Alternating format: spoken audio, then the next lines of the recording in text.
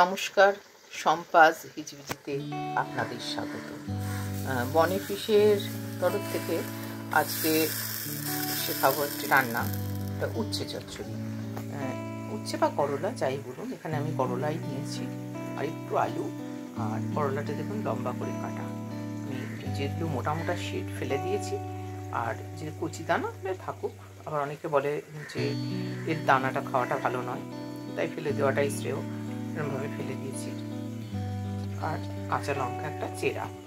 আর এখানে লাগছে ইনগ্রিডিয়েন্টসের মধ্যে সর্ষের তেল, সর্ষে বাটা, ফোড়নের জন্য 5 ফোড়ন, হলুদ, চিনি, শুকনো লঙ্কা, লবণ, একটু আদা বাটা।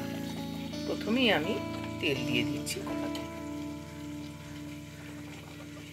এক চাপানে আমি রাঁধবো রান্নাটা, কিন্তু প্রথমেই আমি উচ্ছেটাকে মানে যখন অর্ধেক ভাজা হবে বা করলা, তারপরে আমি আলুটা দেব। তো আমি প্রথমে তেলটা গরম হতে দিই। এটা নরম হয়ে গেছে, এবার আমি আলুটা এখানেই একটুখানি নুন হলুদ মাখিয়ে দিচ্ছি, কারণ এটাই নুন হলুদ আগেই দিয়ে দিয়েছে। তাই জন্য নুন হলুদ মাখিয়ে নিলাম, মাখিয়ে নিয়ে দিয়ে দিয়েছি। এবার সর্ষেটা বাটা আছে নুন দিয়ে, তাই অল্প করেই দিতে হবে। দিয়ে দিলাম।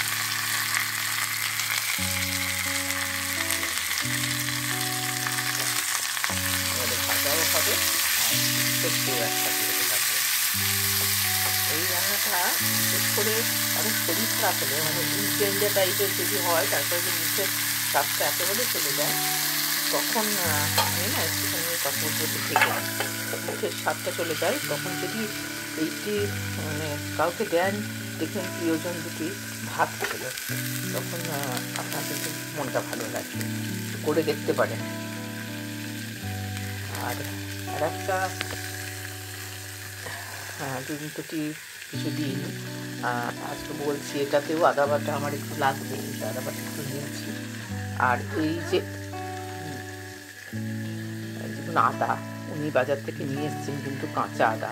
আপনারা এরকম যখন পরিস্থিতি হবে কাঁচা আদা, তখন কি করবেন, কাঁচা আদা বিশেষ করে ছাড়িয়ে আপনি বেটে রাখুন, মিক্সিতে বেটে, আর ডিপ ফ্রিজে রেখে দিন। আমি ভিনিগার দিয়ে রাখতেও বলছি না, আমি ডিপ ফ্রিজে আপনি এই আদাটা আমি 3টে কৌটোয় রাখবো।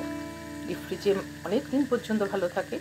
আর আমি ছোটো ছোটো কৌটোয় রাখবো, তাহলে কী হচ্ছে, সম্পূর্ণ আদাটাকে বার করতে হচ্ছে না। যেটা আমার 3 দিনের মধ্যে ব্যবহার হবে, সেরকমভাবে আমি 3টে কৌটো করে বা 4টে কৌটো করে, ছোটো ছোটো কৌটো করে আমি রেখে দেবো ছোটো ছোটো বক্সে।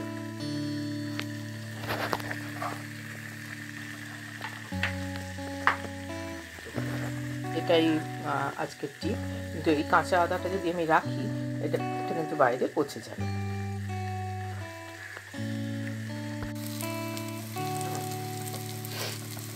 এই যে ভাজা হয়ে গেছে,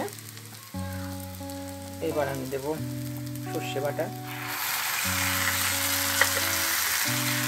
অবশ্যই সাদা সর্ষে, কালো সর্ষে আর তিল, তাহলে হাম ফুরাবে না। আর দিলাম এই 1/2 চামচ মতো আদা বাটা। এতে একটা সুন্দর গন্ধ তৈরি হবে। এটাতেই এর মধ্যে একটু তেল ছিল, একটু কাঁচা তেল, এই যেটুকু ছিল আমি দিয়েছিলাম একটু আর দেবো একটু চিনি। একটা গন্ধ তৈরি হবে, এটাতেই মানে ক্রেভিং হয়ে যাবে খাওয়াটা বেশি।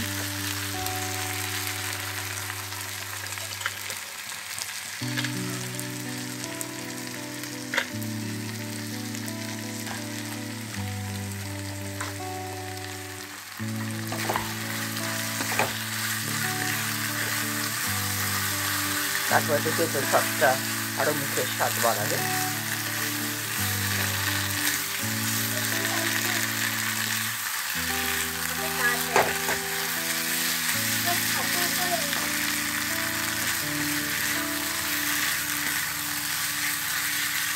এটা কিন্তু বন্ধুরা অবশ্যই করবেন, খেয়ে দেখবেন কেন।